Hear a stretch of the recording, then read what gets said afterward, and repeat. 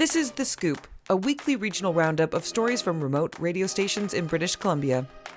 Each week, The Scoop features news created by fellow LJI journalists in the communities of Smithers, Prince George, Nanaimo, Burnaby, and the Comox Valley.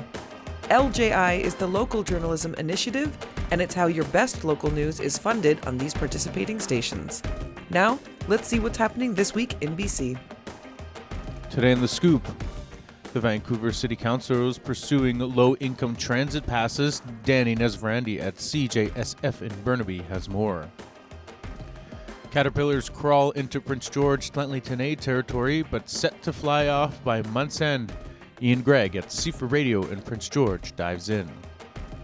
Lauren McKenzie at CHLY Nanaimo goes to a new event at the Commercial Street Night Market that showcases cultures from around the world. And 30 years later, Plants of Coastal British Columbia gets a new edition and a new name. Pam Hassan at CICK News in Smithers goes plant hunting. I'm Daniel Messick, and you're listening to The Scoop. Reporting from Vancouver, BC, this is Danny Nesvaderani, your community journalist for CJSF 90.1 FM.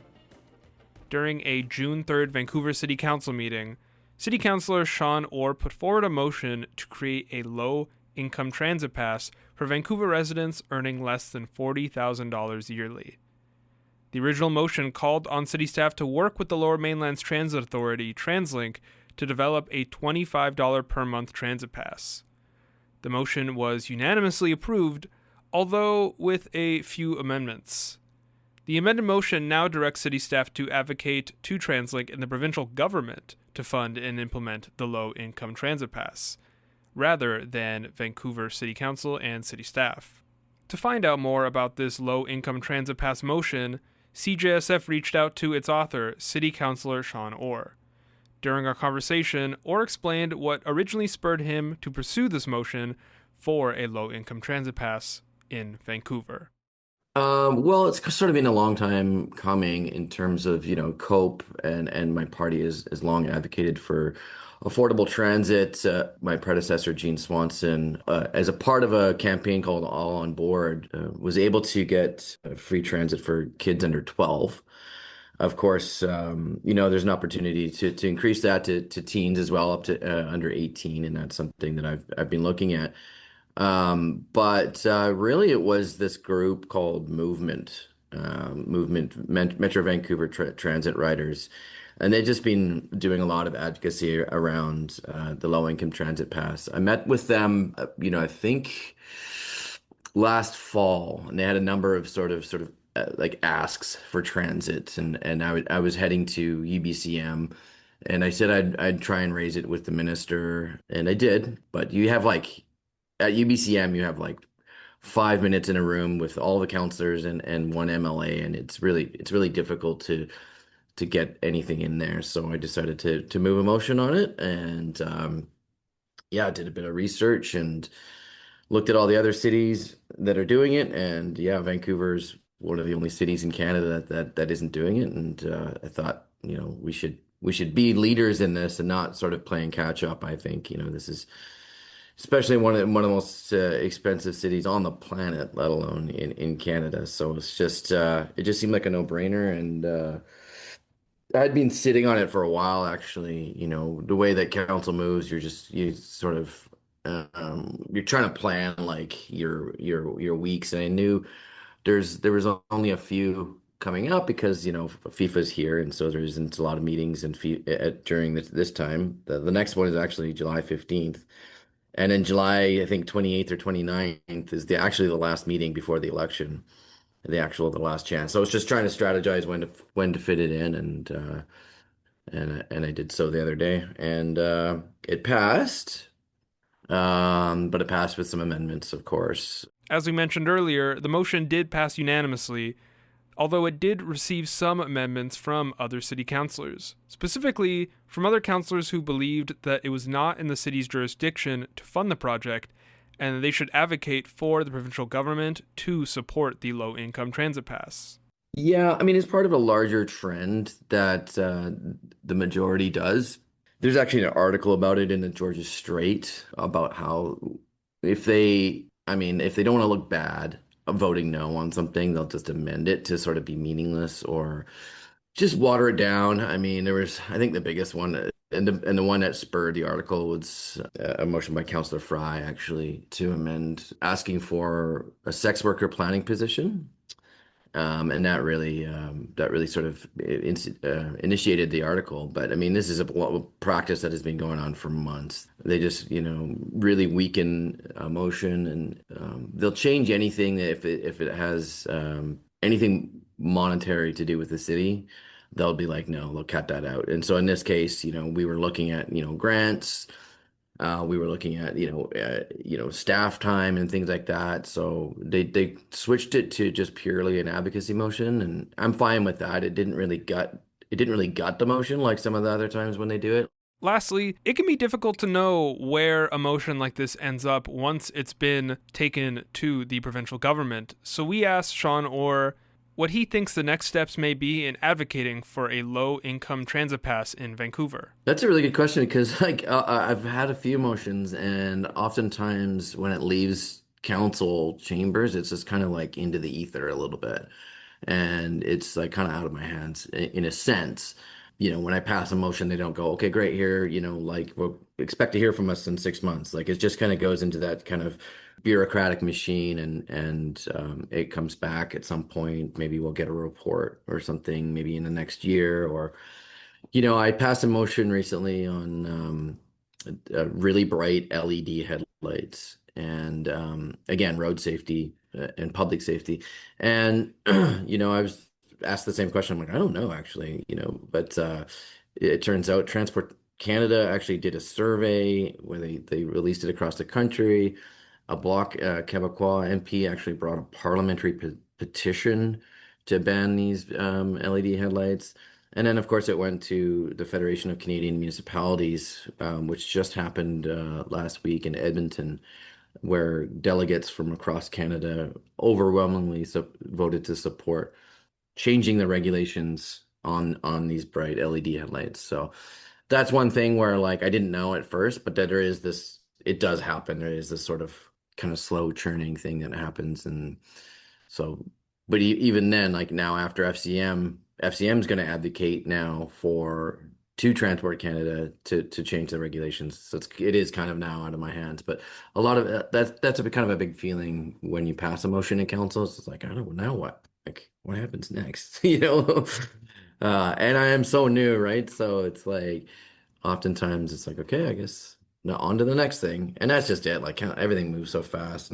So, while City Council has put forward this motion, and it is now up to city staff to advocate to the provincial government and TransLink for this low-income transit pass, the results of the motion are yet to be seen.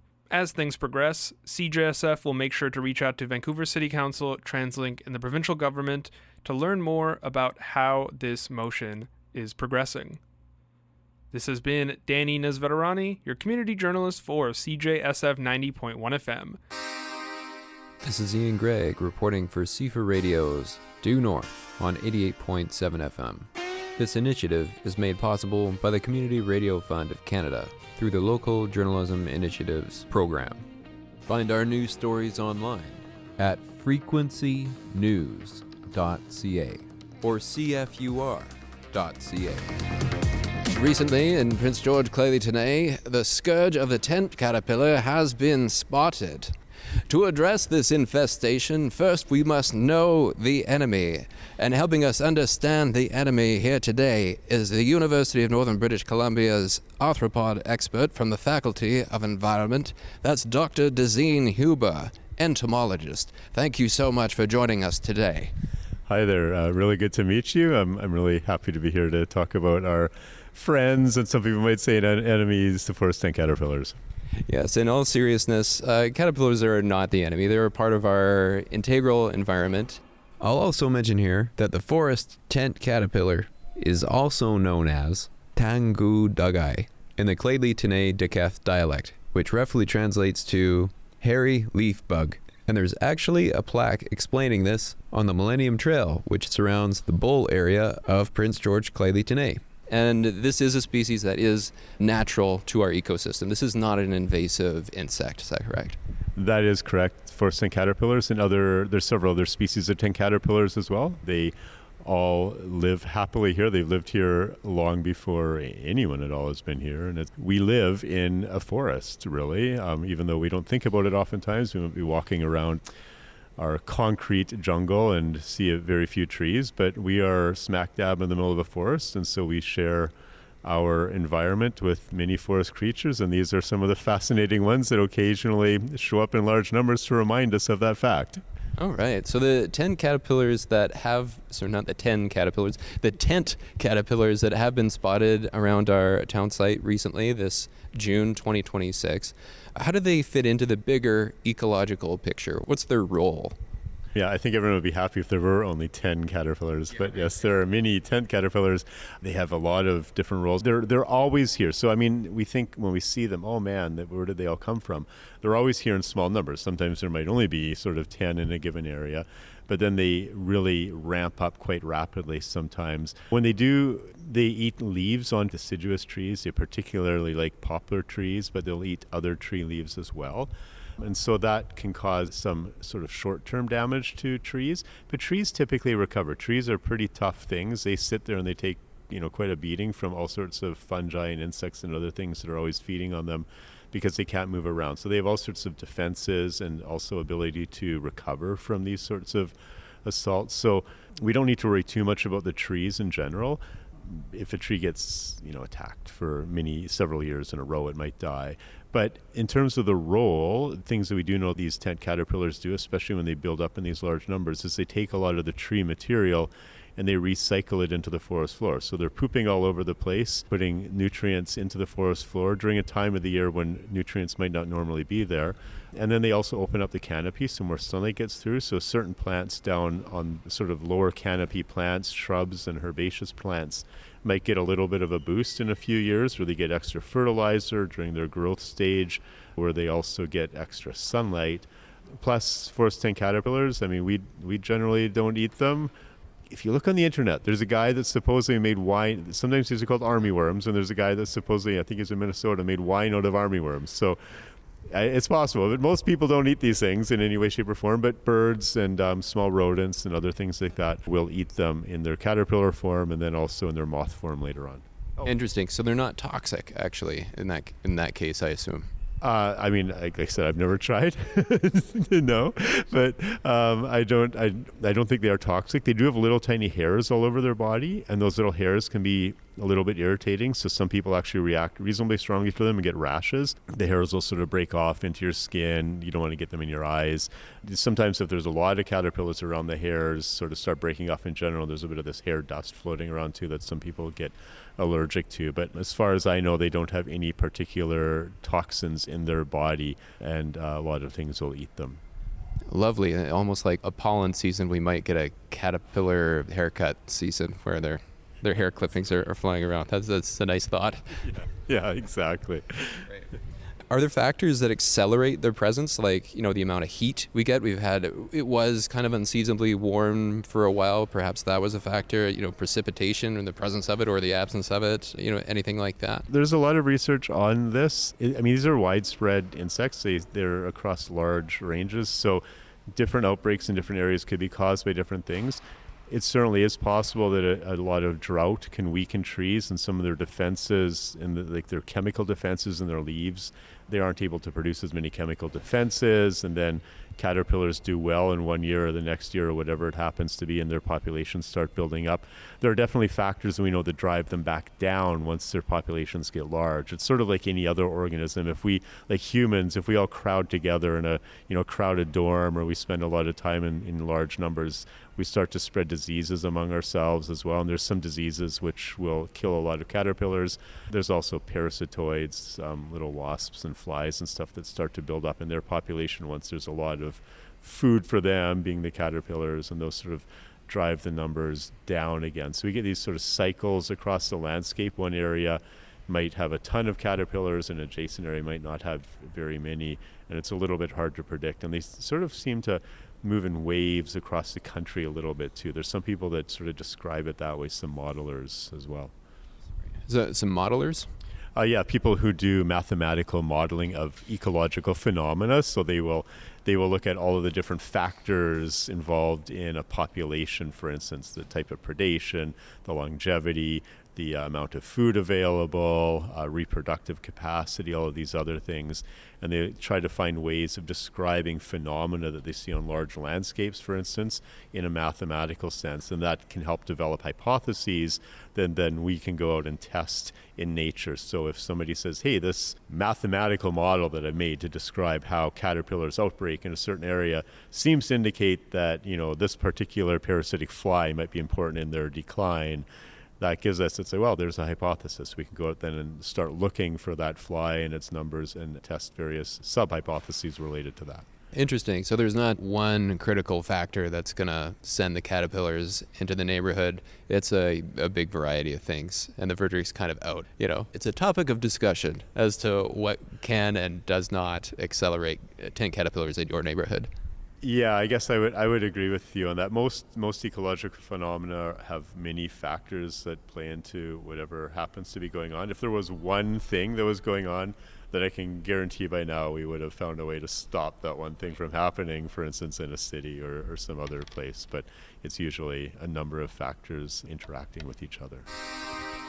This is Ian Gregg reporting for CFUR Radio's Due North on 88.7 FM. This is a CJY News Update. This summer, many of the diverse communities that make up Nanaimo will have the chance to showcase their cultures and traditions through music, food, and dance at the Commercial Street Night Market. The 7th annual downtown market kicked off this Thursday.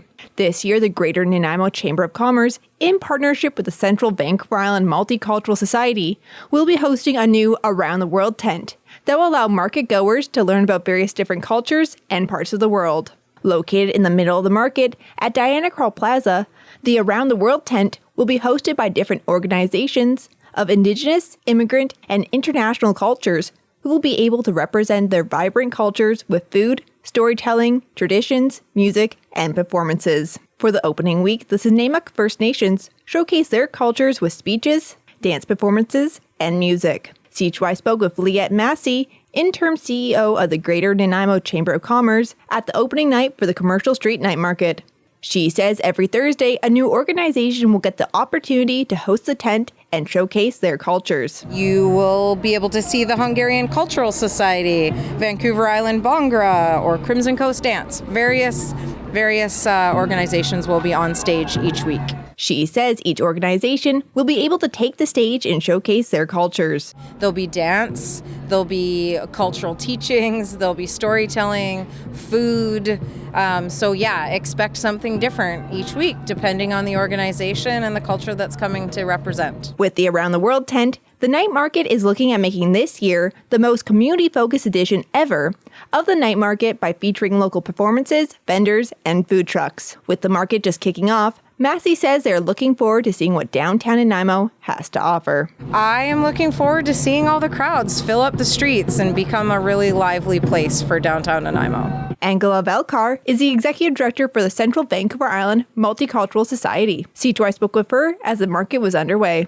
So Around the World Above was an idea that we have shared together with Chamber of Commerce to really bring more culture and more opportunities for newly demographic groups that arrived to Nanaimo in the last 3 years to actually introduce citizens of Nanaimo to listen and be exposed to other cultures, other storytelling or dance groups. She says along with the Chamber of Commerce, they have been working with the many different groups in Nanaimo to host the events at the tent. So we know there was about different 50 cultural groups, dancers, musicians, storytellers, from a variety of cultural groups that would be performing, and we're really looking forward to it.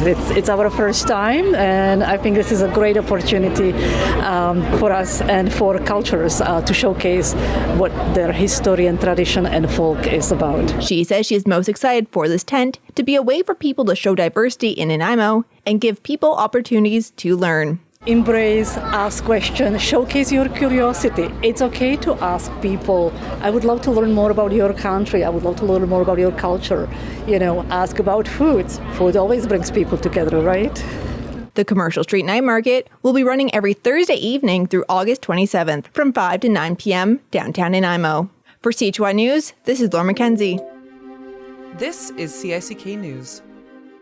In the ever-evolving field of botany, Plants of Coastal British Columbia stands as a monumental resource, poised to replace its predecessor that debuted over 30 years ago.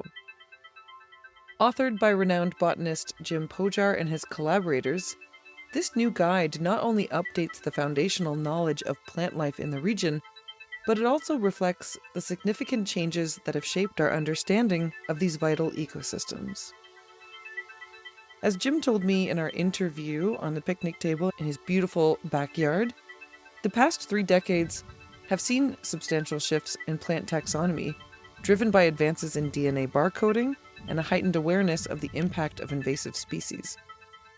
This new guide aimed to present up-to-the-date information on plant habitats, distributions, and conservation statuses, ensuring that readers are equipped with the latest insights into the flora of coastal British Columbia.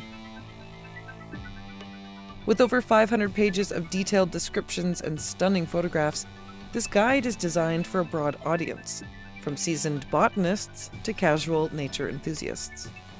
Jim's commitment to educating others about the intricate relationships between plants and their environments shines throughout this work. As he notes, the most effective way to learn about plants is through exploration and plain curiosity, which makes this guide an essential tool for anyone eager to delve into the rich botanical tapestry of coastal British Columbia. Okay, the new book that we've written is to replace the original Plants of Coastal British Columbia that came out over 30 years ago.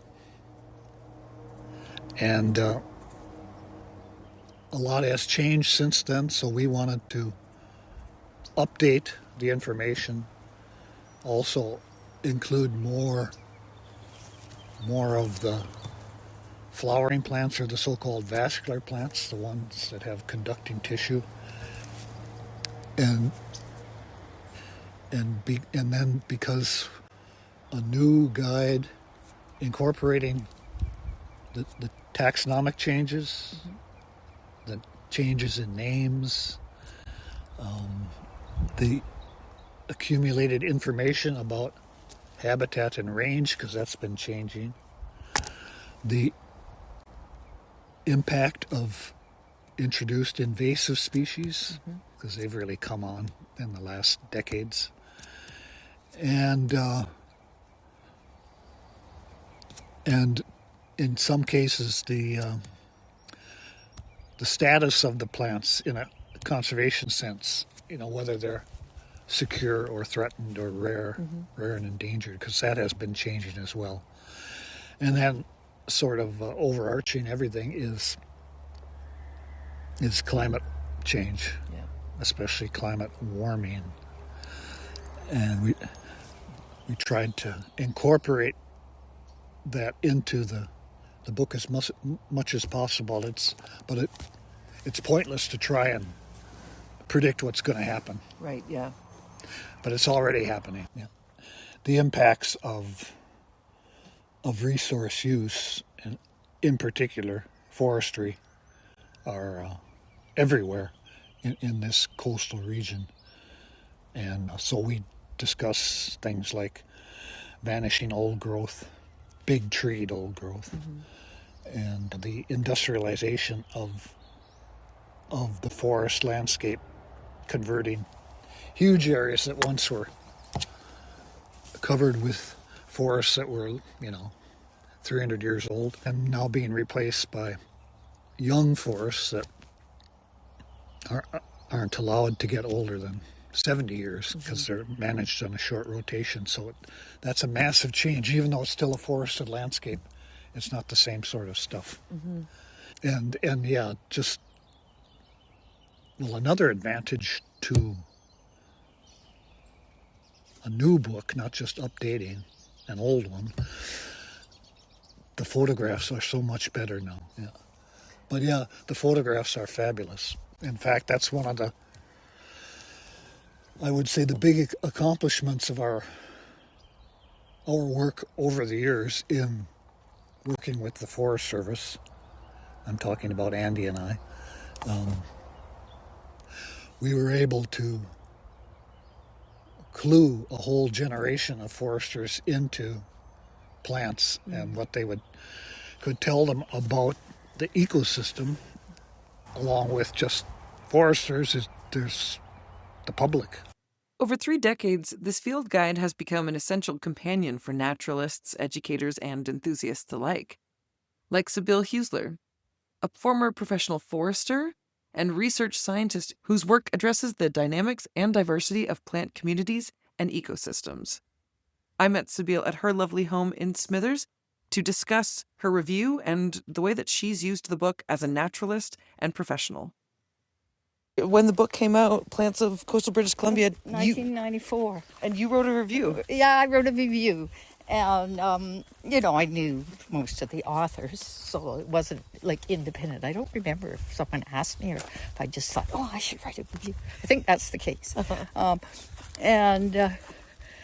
We had a group, a botany group that goes places, and we went to Haida Gwaii, and the book had just come out, and so I just took this book on the trip.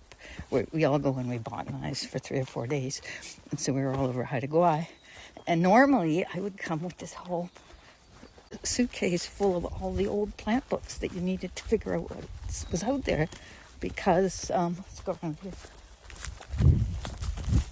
Because there wasn't one book. Yeah. And it was just wonderful. It worked out great. So I guess I wrote a fairly positive review. Yeah. And stuff you find was in here, which the other books, you'd get a small book and it would just cover the main really common stuff, which we all know anyways. Mm-hmm. The ones that are harder, you wouldn't be able to do. Or then you would bring all the volume 1 to 12. Mm-hmm. And, you couldn't take them out in the woods with you. You'd have to do it all at night. So, great book. Thank you to Jim Pojar and Sibylle Huesler for giving me their time and taking me on little mini tours showing me how to identify plants that live around me. That's it for this week's Scoop. Catch us next week, Thursdays at 12 p.m. in Smithers, Thursdays at 4 p.m. in Burnaby, Fridays at 8 a.m. in Nanaimo, and weekdays at 7:30 in Prince George. The Scoop was made possible by funding from the Canadian government and the Local Journalism Initiative, a Community Radio Fund of Canada initiative.